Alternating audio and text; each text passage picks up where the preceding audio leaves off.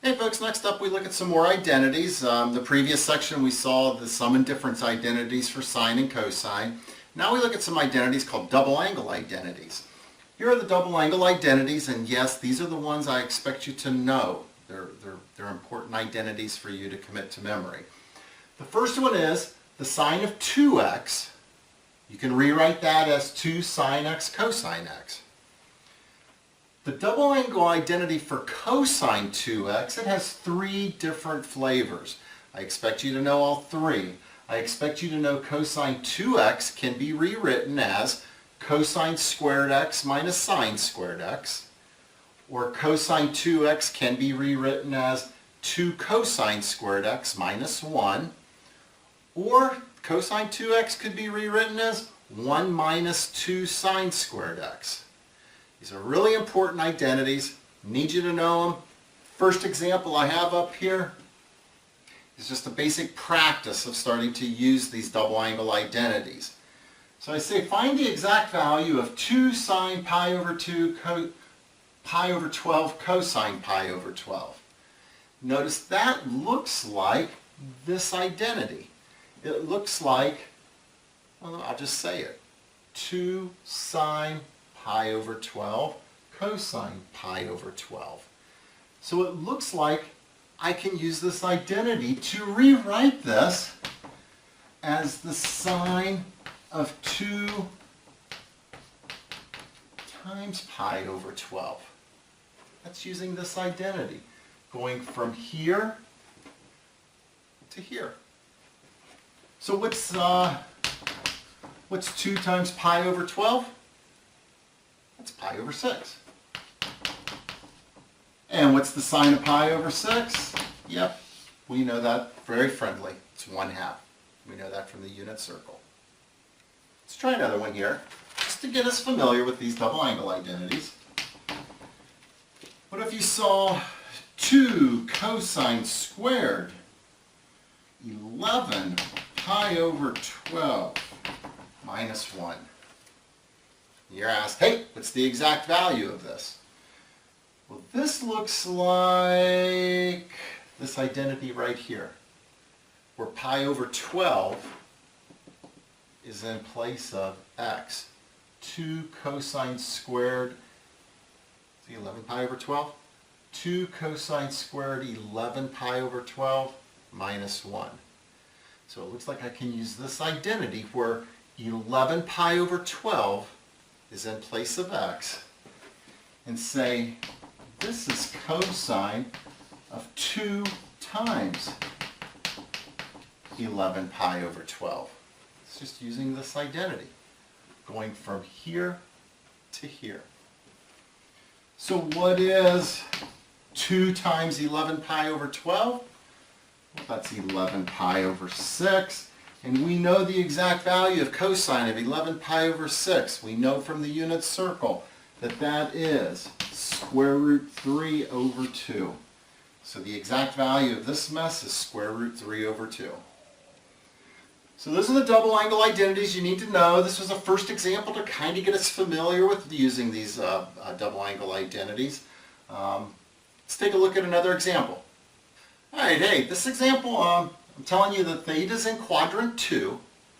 Sine of theta is 5/7. And I say, let's find the exact value of sine 2 theta. Well, I would start by writing down my identity for the double angle identity for the sine of 2 theta. It's 2 times sine theta times cosine theta. We know sine of theta is 5/7, so we already know sine of theta is 5/7. All we have to do is determine the exact value of cosine theta, and we'll be done here. Just substitute in and multiply, we'll be done. So how am I going to get the cosine of theta? That's right, I know sine. To get cosine, I'm going to use a Pythagorean identity. So let me write down over here, I'm going to try to find cosine theta. I'm going to use cosine squared plus sine squared equals 1. Substitute 5/7 in for sine.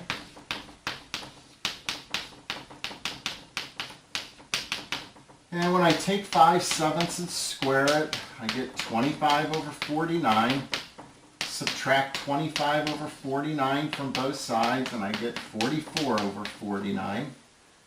Take the square root of both sides, get 24 over 49. Take the square root of both sides, and I get cosine of theta is plus or minus the square root 24 over 7. Which one do I use here, the positive or the negative?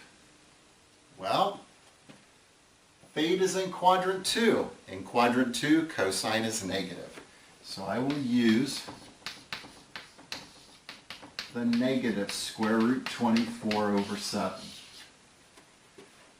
So substitute in 5/7 for sine theta. I know sine theta is 5/7. I just determined cosine theta is negative square root 24 over 7. Multiply these together. See, 2 times 5, 10. So I get negative 10 square root 24 over 49. That's the exact value of sine 2 theta. And some of you would say, oh, how about that square root 24? Can't you reduce that down to 2 square root 6? So you'd have negative 20 square root 6 over 49. Yeah, you would. You could do that. I'm going to stop here, though. Let's do another part here. Part B. Let's say you're asked to find the exact value of cosine 2 theta. There are 3 different identities for double angle identities for cosine. We could rewrite that as cosine squared theta minus sine squared theta. We could rewrite it as 2 cosine squared theta minus 1. Or we could rewrite it as 1 minus 2 sine squared theta. Out of those 3 different versions, the one I would use here is I would use the 1 minus 2 sine squared theta. The reason why I would use that is I can use information that was already given to me. I was given sine theta as 5/7. So I'm using given information. I just toss in 5/7 for sine theta. Don't forget to square it. And I get 1 minus a 50 over 49. So I get what? Negative 1 over 49 as the exact value of cosine 2 theta. What if I asked you, part C here, what if I asked you, what's the tangent of 2 theta? I mean, the book will give you double angle identity for tangent of 2x. But notice, if I ask you here for the tangent of 2 theta, I don't need that double angle identity.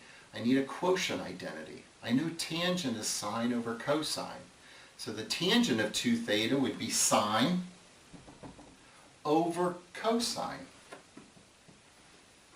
And then I could simplify that and I'd be done. But I hope this example makes sense. Hey, let's check out this one. Let's say you're given the sine of 2 theta is negative 24 over 25, and you're told that 2 theta is between 3 pi over 2 and 2 pi. So that's telling you that 2 theta is in quadrant 4. How would you find the exact values of sine theta, cosine theta, and tangent theta? How would you go about doing that? Well, believe it or not, I'm going to start off using a Pythagorean identity. You know sine squared plus cosine squared equals 1, or cosine squared plus sine squared is equal to 1. That's cosine squared of anything plus sine squared of anything is equal to 1. So notice what I'm going to write down here. I'm going to write down cosine squared of 2 theta plus sine squared of 2 theta is equal to 1. Now, why am I writing down that Pythagorean identity in this form? Because I was given the exact value of sine 2 theta. So I can substitute that value in here and get cosine squared 2 theta plus negative 24 over 25 squared equals 1. Now if I end up squaring this and subtracting that from both sides of the equation and taking the square root, I'm going to get cosine of 2 theta is 7 over 25. I know it's going to end up being positive because 2 theta is in quadrant 4. Cosine's positive in quadrant 4. That tells me what the cosine of 2 theta is, but look at my question. What's the sine of theta, the cosine of theta, the tangent of theta? Well, I have 3 different double angle identities for cosine. I know cosine has 3 double angle identities. I know cosine 2 theta has 3 different ways it can be rewritten. One of those ways is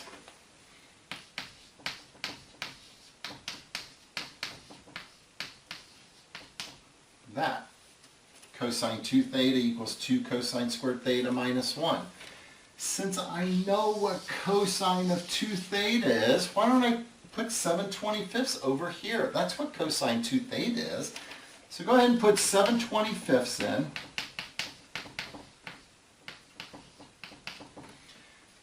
And I'll solve this for cosine theta. So I'm gonna go through the steps. I'd add 1 to both sides. I'd multiply both sides by 1/2. Then I'd take the square root of both sides, and I'm going to get plus or minus 4/5 equals cosine theta. Now, which one is it? Seems like this comes up frequently. Is that the positive or the negative? Here's the key. Look up here. We know 2 theta is between 3 pi over 2 and 2 pi. It's a compound inequality. Mathematically it's legal to take a compound inequality and divide everything by 2. Divide each piece by 2. And if I do that, divide everything by 2, I get thetas between 3 pi over 4 and pi. What quadrant is that? It's quadrant 2. Theta's in quadrant 2.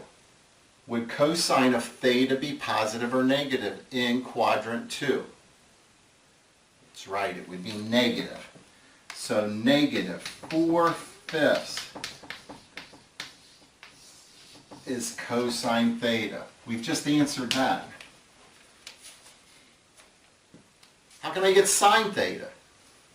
Well, why don't I look at my double angle identities for cosine of 2 theta, cosine of 2x. I know, here's another one. Cosine of 2 theta is 1 minus 2 sine squared theta. Why would I be looking at using that? Because right here I determined what the cosine of 2 theta is.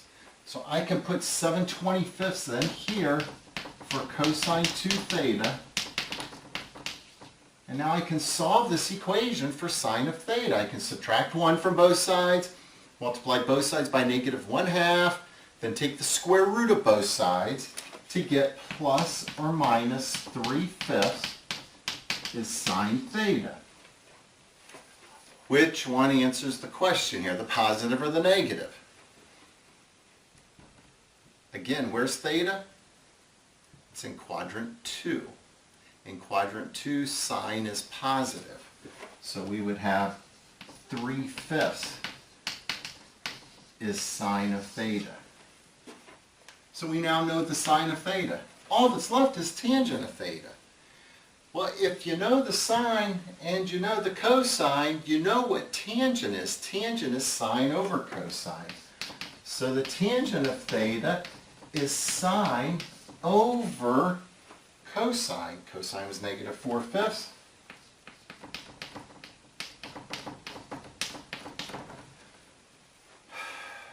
So you get tangent of theta is negative 3/4. So we've answered the question. We have found exactly the sine, cosine, and tangent of theta, given the sine of 2 theta was negative 24 over 25. So a different type of example, a little bit more involved, but not really anything new here. The only thing that was new is using a double angle identity, but it all comes back to some very basic concepts of trigonometry. And that's it. Thanks for watching.